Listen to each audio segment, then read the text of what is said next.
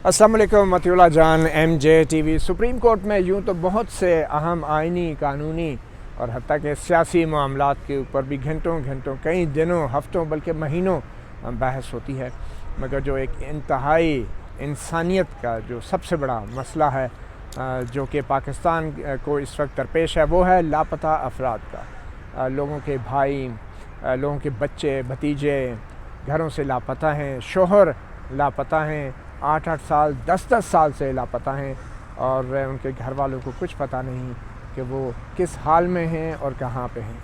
न सिर्फ घर वालों को बल्कि हमारे रियासती इदारे भी ये दावा करते हैं कि उनको भी कुछ पता नहीं, उनको तो कुछ पता नहीं, मगर फिर हमारी पुलिस को भी कुछ पता नहीं। और मामला जब अदालतों में आता है तो हमारे मुअज़्ज़ज़ जजेस हज़रात, छोटी अदालत हो या बड़ी से बड़ी अदालत हो, हाई कोर्ट हो या सुप्रीम कोर्ट हो, वो न सिर्फ ये कि उनको पता नहीं होता, वो मालूम भी नहीं कर पाते। वो हुक्म देते हैं खुफिया इदारों को, वो मामला भेज देते हैं लापता अफराद से मुतल्लक़ एक कमीशन को, जिसकी सरबराही एक सुप्रीम कोर्ट का साबिक़ जज जस्टिस रिटायर्ड जावेद इकबाल कर रहे हैं।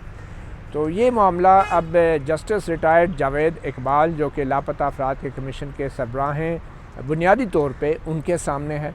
मगर जस्टिस रिटायर्ड जावेद इकबाल अब मुल्क में एहतसाब की जो एक लहर आई है, जो मुहिम चल रही है, उसकी भी क़यादत कर रहे हैं और वो क़यादत बड़ी बखूबी कर रहे हैं। अब न सिर्फ ये कि उन्होंने एहतसाब छोड़ के कौमी सलामती के इदारों का तहफ़्फ़ुज़ की ज़िम्मेदारी भी संभाल ली है, और मरीम नवाज़ जो तकरीरें करती है उससे उनको बू आती है कौमी सलामती के इदारों को बदनाम करने की, तो उनकी ज़मानत की मनसूखी के लिए भी बड़े मुतहर्रिक हैं जस्टिस रिटायर्ड जावेद इकबाल।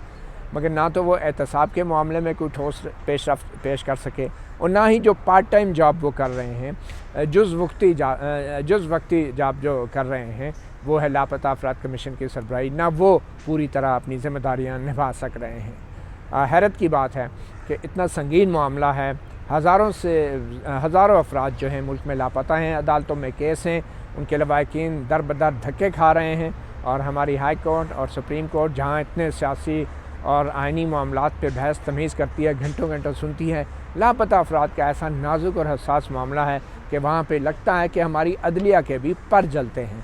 और यही मामला एक बार फिर सुप्रीम कोर्ट के सामने अब आ चुका है, क्योंकि सुप्रीम कोर्ट में कुछ साल पहले ये एक हुक्म दिया गया था कि जो भी लापता अफराद का मामला है, अब ये लापता अफराद का कमीशन ही सुनेगा, यानी सुप्रीम कोर्ट का रिटायर्ड जज, और वो जज जिसके पास पूरा टाइम भी नहीं ये मामला सुनने का, वो नैब का सरबराह है और बहुत बड़ी इमारत में बैठता है, और लापता अफराद के चंद कमरों के दफ्तर में उसको जाना शायद अपनी तज़हीक भी महसूस होती है। और ये इतना संगीन इंसानियत का मामला जो है इस वक्त उस रिटायर्ड जज के रहम करम पर छोड़ दिया गया है।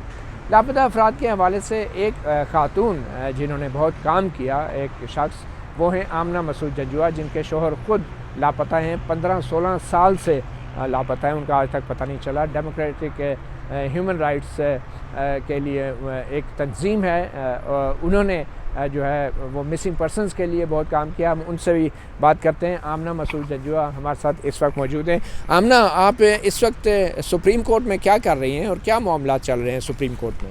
ये जी, मैं इस वक्त ये पटिशन मैंने आइनी दरख्वास्त दाखिल की है, और इसमें मैंने पार्टी बनाया है वज़ीर आज़म को और मिनिस्ट्री ऑफ इंटीरियर को, क्योंकि जैसा कि आपको पता है कि इस्लामाबाद हाई कोर्ट में भी डिसअपीयरेंस के बहुत सारे केसेस चल रहे हैं, और उसमें जज अतहर मिनल्ला जो थे, उन्होंने कई दफ़ा ये बात मेंशन की है कि जो अगर डिसअपीयरेंस का मसला हो रहा है तो उसमें वज़ीर आज़म ही ज़िम्मेदार बनते हैं।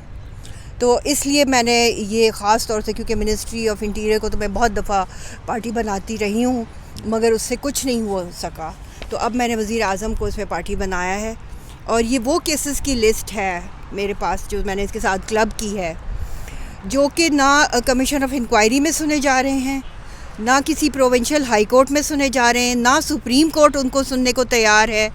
और जो 16/10/2018 का ऑर्डर था, उसके तहत कि तमाम फ़ाइलें मिसिंग पर्सनस की वो कमीशन ऑफ इंक्वायरी के हवाले कर दी गई थी, मगर अब वहाँ पर भी ये वो केसेस हैं जो कि वहाँ भी नहीं सुने जा रहे। वो लोग इनको ڈسٹ بن میں پھینک دیا گیا ہے.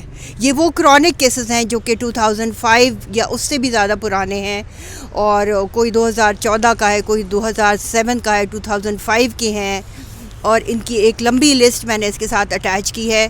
100 سے زیادہ وہ کیسز ہیں جو کہ کمیشن آف انکوائری نے ان کو پروڈکشن آرڈر ایشو کیے ہیں کہ یہ ان لوگوں کو ثابت ہو گیا ہے جبری گمشدگی ہے, ان کو پیش کیا جائے. مگر یہ آرڈر پاس کرنے کے بعد انہوں نے پلٹ کر نہیں دیکھا کہ وہ کیا ہو رہا ہے. یہ سپریم کورٹ کا آرڈر تھا, یہ کمیشن آف انکوائری نے آرڈر پاس کیا تھا کہ یہ ان کو پیش کیا جائے. مگر ایک تو ان کے اپنے آرڈر کا احترام نہیں ہوتا, اور دوسرا یہ کہ یہ 100 سے زیادہ کیسز جو ہے یہ رکے میں ہیں. نہ سپریم کورٹ ان کے اوپر کوئی فائنل آرڈر پاس کر رہی ہے, نہ کمیشن آف انکوائری. اچھا کوئی مثال دیں گی, بتائیں گی کون لوگ ہیں یہ اور کتنا عرصہ ہو گیا ان کو لاپتہ ہوئے؟ جی بالکل, میں آپ کو یہ جو اس کے ساتھ میں نے لسٹ لگائی ہوئی ہے, میں یہ دیکھیے, یہ ہے مسعود احمد جنجواں, یہ 2005 سے لاپتہ ہیں, اور یہ بزنس مین ہیں. فیصل فراز جو میکینیکل انجینئرز ہیں, یہ 2005 جولائی 30 سے لاپتہ ہیں. عتیق الرحمان جو کہ نیوکلیئر سائنٹسٹ ہیں ایبٹ آباد سے, 25 جون 2004 سے یہ لاپتہ ہیں. اس کے بعد آگے چلیے آپ, یہ وہ کیسز ہیں جو کہ جن پہ پروڈکشن آرڈر ہوا ہے اور کچھ بھی آگے نہیں ہو رہا. طلحہ احمد خان اور معاذ احمد خان, یہ 2 سگے بھائی ہیں کراچی کے, اور 2014 سے یہ لاپتہ ہیں دونوں. Pending without action, commission of inquiry is doing nothing. Muhammad Asadullah Wattoo, یہ فیصل آباد کے کیس ہیں 2012 سے, جس میں کہ CCTV فوٹیج بھی ان کی ہے, اور بہت زیادہ اسٹرانگ ایویڈنس بھی ان کے لیے ان کے پاس موجود ہے. اس کے باوجود یہ کیس حل نہیں ہو رہے. منصور مہدی جو کہ راولپنڈی سے آرے بازار سے لاپتہ ہوئے ہیں, یہ 2005 سے لاپتہ ہیں. یہ ہی واز اے اسٹوڈنٹ.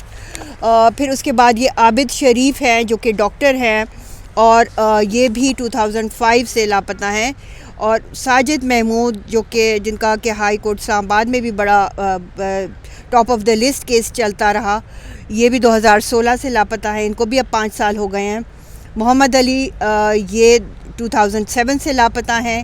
محمد طاہر 2007 سے لاپتہ ہیں. عبدالعزیز 2013 سے لاپتہ ہیں, یہ ایک جرنلسٹ تھے جو پشاور میں لاپتہ ہوئے. غلام قادر ان کو 2014 سے لاپتہ کیا گیا. حسیب احمد, یہ نوشیرہ کا کیس ہے, پشاور میں لاپتہ کیا گیا, مگر ان کے پیرنٹس یہاں راولپنڈی میں ہوتے ہیں. 2013 سے, ہاں جی, 2013 سے لاپتہ ہیں. جی ہاں. تو اور یہ بڑا ینگ اسٹوڈنٹ تھا جو یہ لاپتہ کیا گیا. اسی طرح زاہد امین کا اس میں نے ایڈ کروانا ہے, یہ رہ گیا ہے. یہ اڈیالہ روڈ سے لاپتہ ہوئے ہیں 2014 میں, اور ابھی 10 مارچ کو ان کے بھائی بھی اٹھا لیے گئے ہیں.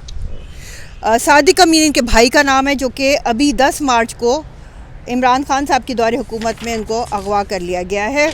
ایلیٹ فورس نے باقاعدہ گھر پہ چھاپا مار کے اپنے ماں باپ بہن بھائیوں کے سامنے یہ کارروائی کی ہے. ضیاء الدین قریشی ہیں جو کہ 2009 سے لاپتہ ہیں. مدثر اقبال ہیں 2011 سے لاپتہ ہیں. مصطفیٰ اعظم ہے 2009 سے لاپتہ ہیں, اور ان سب کے لیے کچھ نہیں ہو رہا. اب یہ 100 کیسز جن کی پروڈکشن آرڈر وہ اس کے علاوہ بھی ہے, مگر اب یہ باتیں میں بتانا چاہتی ہوں سپریم کورٹ کو, کیونکہ سپریم کورٹ نے ہی ہمیں امید دی تھی کہ یہ کیسز ڈس اپیئرنس کے افتخار محمد چودھری کے زمانے میں سنے گئے تھے, اور اس کے بعد 2014 تک, یعنی جواد ایس خواجہ تک, جسٹس جواد ایس خواجہ تک ان کو بڑی اچھے طریقے سے ان کی سنوائی ہوئی تھی. مگر اس کے بعد پھر رفتہ رفتہ سپریم کورٹ نے کمیشن آف انکوائری کو ہی ذمہ دار ٹھہرا دیا.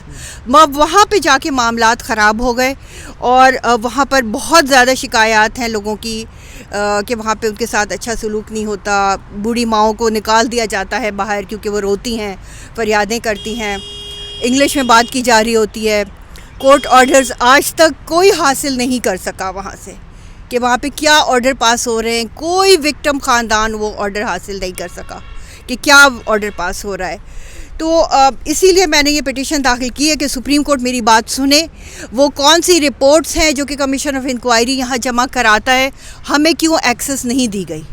سپریم کورٹ بھی ہمیں وہ رپورٹس نہیں دے رہی, کمیشن آف انکوائری بھی نہیں دے رہی. ہمارے بارے میں وہ رپورٹس ہیں اور ہم ہی کو نہیں بتایا جا رہا ہے, تو یہ کہاں کا انصاف ہے. آپ نے سنا آمنہ مسعود جنجوعہ، بڑی حیرت کی بات ہے اور سازش کی بات تو یہ لگتی ہے کہ ایک ریٹائرڈ سپریم کورٹ کے جج کو شاید لاپتہ افراد کے کمیشن کا سربراہ بنایا ہی اس مقصد کے لیے گیا تھا کہ سپریم کورٹ کا جج ریٹائر بھی ہو جائے تو سپریم کورٹ اس کو کبھی طلب نہیں کرتی، جواب طلبی اس کی نہیں کرتی۔ ہم نے دیکھ لیا کہ نیب کا چیئرمین بھی جب کوئی سپریم کورٹ کا جج ہوتا ہے تو اس کو بھی نہیں طلب کیا جاتا، اور justice Javed Iqbal retired supreme court جج اس کی ایک مثال ہیں۔ اور اگر الیکشن کمیشن جیسے آئینی ادارے کا سربراہ کوئی بیوروکریٹ لگ جائے تو اس کو طلب کر کے اس کی سرزنش بھی کی جاتی ہے۔ یہ تو سوچ ہے اور ذہنیت ہے، مینٹلٹی ہے ہمارے اعلیٰ ترین اداروں کی اور عدلیہ کی، اور یہی وجہ ہے کہ اتنا انسانیت سوز ایک عمل جاری ہے۔ لاپتہ افراد کا کمیشن بنایا اس لیے گیا تھا کہ لوگوں کو اٹھایا جانا بند کیا جائے، لاپتہ کیا جانا بند کیا جائے، اور عمران خان جیسے وزیر اعظم کے آنے کے بعد افسوس اس بات کا ہے کہ ایون نواز شریف جیسے وزیر اعظم کے دور میں بھی لوگ اٹھائے جاتے رہے، اور وزیر اعظم یوسف رضا گیلانی اور صدر آصف علی زرداری کے دور میں بھی لوگ اسی طرح شہری اٹھائے جاتے رہے۔ یہ ان سویلین حکومتوں کی بزدلی تھی اور کمزوری ہی تھی جس کی وجہ سے آج لاپتہ افراد کا کمیشن بننے کے باوجود لاپتہ افراد کا معاملہ حل ہونے کی بجائے مزید گمبھیر ہو چکا ہے، اور ہمارے معزز اعلیٰ عدلیہ کے ججوں کو اتنی ہمت نہیں پڑتی کہ خفیہ اداروں کے سربراہوں کو ایک ہی بار طلب کر کے اس مسئلے کو حل کیا جائے۔ اور آج بڑی خاموشی سے سپریم کورٹ کی اعلیٰ ترین عدالت، جہاں پہ ان کو شاید احساس ہی نہیں ہے کہ جس کا شوہر لاپتہ ہو اور 10 سال سے لاپتہ ہو، اس کو یہ بھی معلوم نہ ہو کہ اس کا خاوند زندہ ہے یا نہیں ہے اور اس کی زندگی پہ کیا گزر رہی ہوگی۔ شاید یہ تبھی احساس ہوگا جب کوئی اعلیٰ عدلیہ کا جج جو ہے اسی طرح لاپتہ ہو جائے گا، اور پھر اس کے بیوی بچے اسی طرح دھکے کھاتے پھریں گے انصاف کی تلاش میں۔ اب دیکھتے ہیں آمنہ مسعود جنجوعہ کی دائر کی گئی اس آئینی درخواست کے ساتھ کیا ہوتا ہے، اور کیا سپریم کورٹ کا ایک ریٹائرڈ جج آئین اور قانون سے اتنا بالاتر ہوتا ہے کہ سپریم کورٹ کے حکم کے باوجود بھی اپنی کارکردگی کی باقاعدہ رپورٹیں فراہم نہیں کرتا اعلیٰ ترین عدالت کو۔